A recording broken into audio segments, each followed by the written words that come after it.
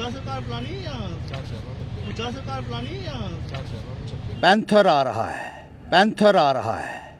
मेरे लिए भी कम से कम 200 पुलिस वाले आगे खड़े थे। इतनी सिक्योरिटी तो भाई साहब प्रधानमंत्री की भी नहीं होती। आप तो इतना घबरा गए अभी से।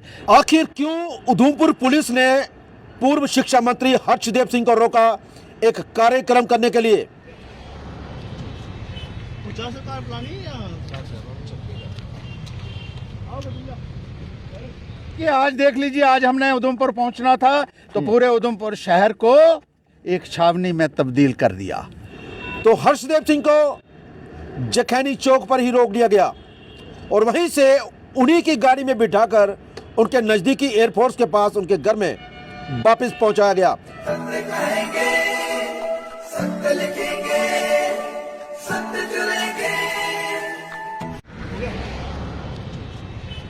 सरकार पुरानी या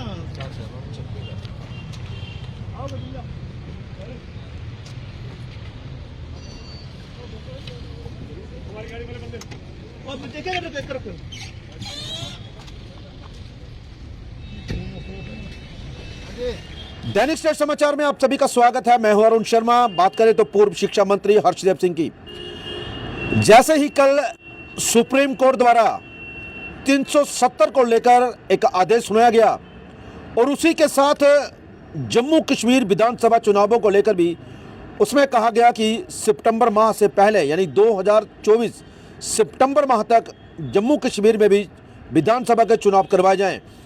उसी को लेकर हर्षदेव सिंह एक कार्यक्रम करना चाहते थे, ढोल नगाड़े बजाना चाहते थे उधमपुर के शहीद भगत सिंह पार्क में।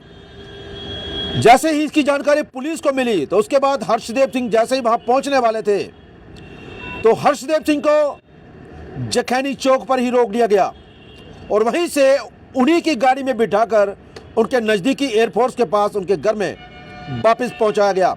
लेकिन कुछ समर्थकों को शहीद भगत सिंह पार्क में ही और रोका गया। तो उसके बाद क्या कहते हैं हर्षदेव सिंह?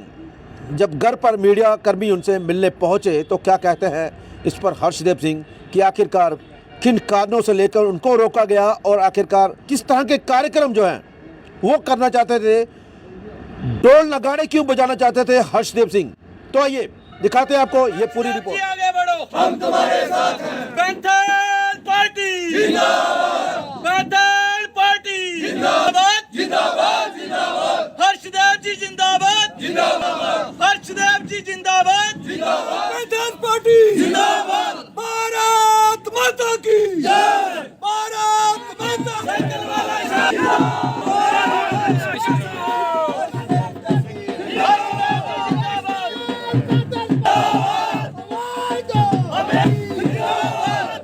कर लो।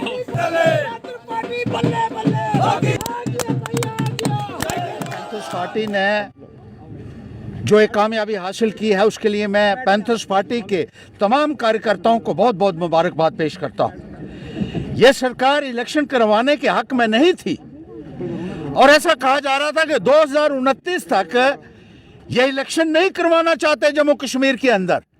बाहर से लाए हुए अपने चहेतों के माध्यम से जम्मू कश्मीर को चलाने की साजिश रची जा रही थी यहां, लेकिन पैंथर्स पार्टी ने रिट की। मैं खुद पेश हुआ सुप्रीम कोर्ट में और हमने उनको बताया, सुप्रीम कोर्ट के चीफ जस्टिस की अध्यक्षता में जो बेंच था, हमने उनसे ये कहा कि किस तरीके से जम्मू कश्मीर के लोगों को दबाया जा रहा है, डराया जा रहा है, धमकाया जा रहा है। बाहर से लाए हुए बाबू लोगों के हवाले जम्मू कश्मीर के लोगों को कर दिया है, जिन लोगों को जम्मू कश्मीर के लोगों की कोई जानकारी नहीं है, जम्मू कश्मीर की समस्याओं की उन लोगों को जानकारी नहीं है जो बिहार से, यूपी से, मध्य प्रदेश से, झारखंड से, छत्तीसगढ़ से यहां लाकर यहां लोगों के सिरों के ऊपर बैठाए हुए थे। लोग त्राहिमाम कर रहे थे, बुनियादी सुविधाओं के लिए तरस रहे थे।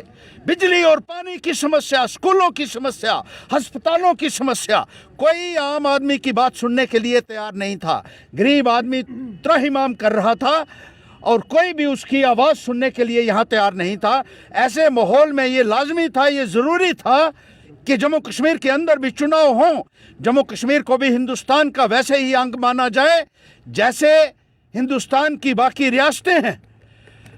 और हमारी जो पिटीशन है मई महीने में लगी थी, जुलाई में हम फिर पेश हुए और उसके बाद जो न्यायाधीश हैं उन्होंने ये कहा था कि इसका फैसला जो है वो 370 के साथ ही वो देंगे।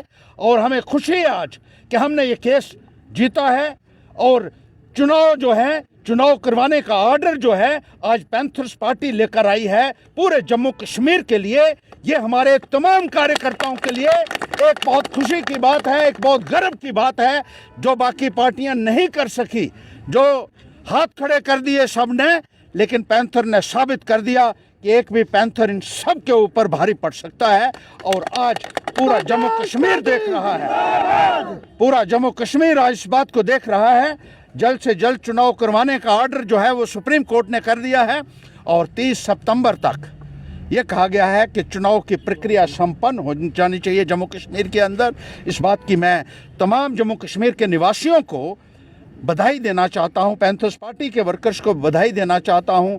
गरीब तबका, मजदूर तबका जो पिस रहा था इस तानाशाही की चक्की में, और जो नौजवान बेरोजगारी से जूझ रहा था, जो महंगाई की मार हमारे लोगों को लग रही थी, जो ज़मीनें छीनी जा रही थी हमारे लोगों से 100 साल, 70 साल पुरानी, जब सरकार बनती है तो उनको दोबारा से रिव्यू करेगी सरकार आने वाली, और गरीब लोगों को, किसानों को, मजदूरों को, युवाओं को इंसाफ मिलेगा आने वाले वक्त में।